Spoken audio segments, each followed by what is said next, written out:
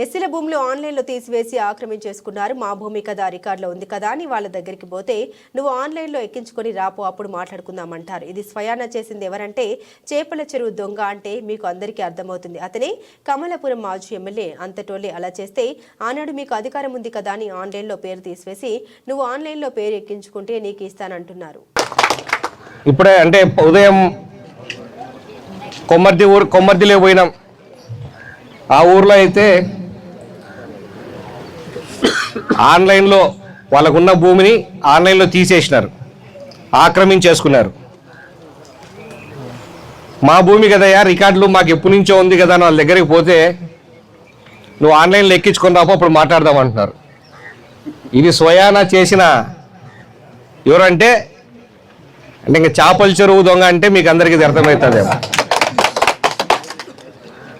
అంత టోలే అలా చేస్తే ఉన్నది మీకు అధికారం ఉంది కదా అని చెప్పేసి ఆన్లైన్లో పేరు తీసేసి నువ్వు ఆన్లైన్లో ఎక్కించుకుంటే నీకు ఇస్తావు పో అని చెప్తున్నారు.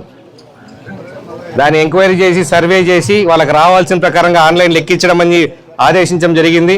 అవన్నీ జరుగుతాయి. ఎవరు ఆక్రమించిన భూములైనా కూడా తిరిగి వాళ్ళకి ఇప్పించే బాధ్యత ఈ రెవెన్యూ సదస్సుల ద్వారా తెలుగుదేశం ప్రభుత్వం తీసుకుంటుందని చెప్పి మీ అందరికీ తెలియజేస్తాం.